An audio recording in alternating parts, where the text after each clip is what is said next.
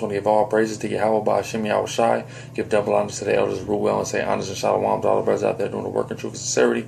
All right, it's honors of our lawyer here. I just want to touch on the chip or the mark of the beast, right?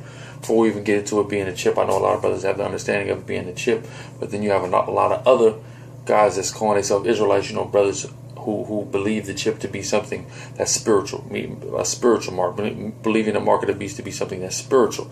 And I just want to throw a couple scriptures out to you guys who believe that the mark is spiritual, and I want y'all to examine this and consider it. You know what I'm saying? Examine these scriptures and consider, what's being presented to you. Okay, first scripture I'm gonna go to is in Romans 8:7.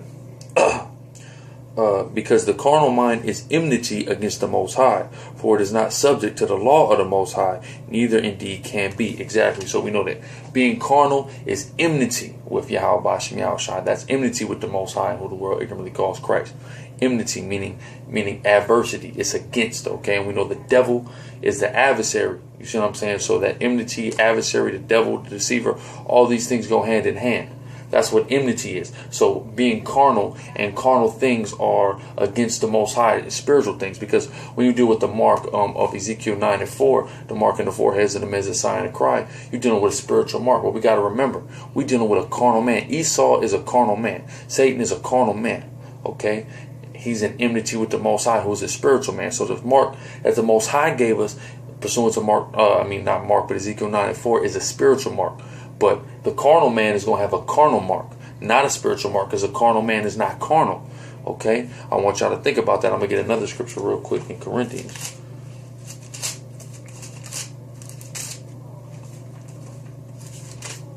This is 2 Corinthians 10:4. For the weapons of our warfare are not carnal, but mighty through the Most High to the pulling down of strongholds. Exactly. Our weapons are not spiritual because we are different from them. Their weapons are carnal, just like them are just like it said in Romans 8:7. Carnal is enmity. Everything about them is carnal, from their weaponry to their thought process. Everything about the so-called white man and his system through the spiritual demon Satan is totally carnal, not spiritual. So since he's carnal, and his weapons of his warfare are carnal, wouldn't his mark also be carnal? Now, Revelations 13:15.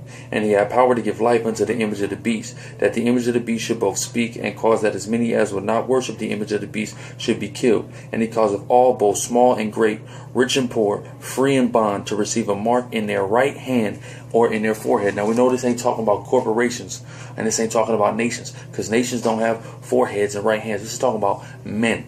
Okay, this is what it's dealing with. And again, everything about this Edomite, this white man, this devil is carnal. Okay? Everything about him. So how could his mark be spiritual? His mark is the opposite of the Most High's mark. The Most High's mark is spiritual. So of course, Esau, the devil's mark, is going to be carnal. Alright? That's why he's making you receive it in your right hand or in your forehead.